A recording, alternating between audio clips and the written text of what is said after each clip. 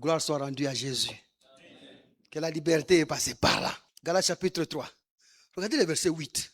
Ça a une nuance ici. Il dit aussi l'écriture prévoyant que Dieu justifierait. Que Dieu ferait quoi?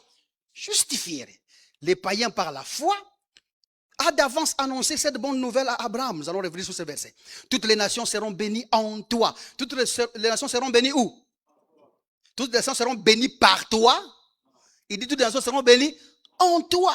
Donc toutes les nations seront acceptées en toi. On parlait d'une postérité en Abraham. Et cela parlait de Jésus-Christ. Ça va jusque-là? On continue. De sorte que ceux qui croient où? En Jésus-Christ comme Seigneur et Sauveur. Ceux qui croient, il dit, sont bénis par Abraham le croyant. Sont bénis comment?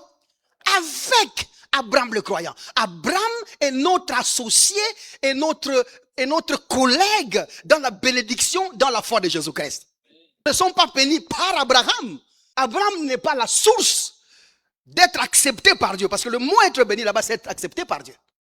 Nous n'avons pas été acceptés par Dieu à cause d'Abraham. Mais nous avons été acceptés par Dieu à cause du sacrifice de Jésus-Christ. Et c'est lui-là, le sacrifice de Jésus-Christ, qui est l'encre de notre foi. C'est en ça que nous avons cru et nous avons ainsi été réconciliés avec Dieu. Pas par Abraham. Alors, Galates chapitre 3, regardez le verset 14. Commençons à 13 pour prendre l'élan. Il dit, Christ nous a rachetés de la malédiction de la loi, étant devenu malédiction pour nous, car il est écrit, maudit est quiconque est pendu au bois.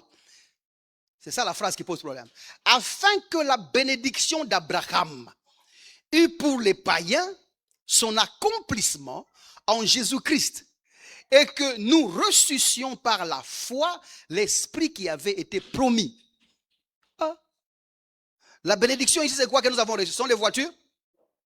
La bénédiction que nous avons reçue, qui s'est accomplie dans la foi en Jésus-Christ, c'est l'esprit qui avait été, vous avez vu, c'est l'esprit qui a été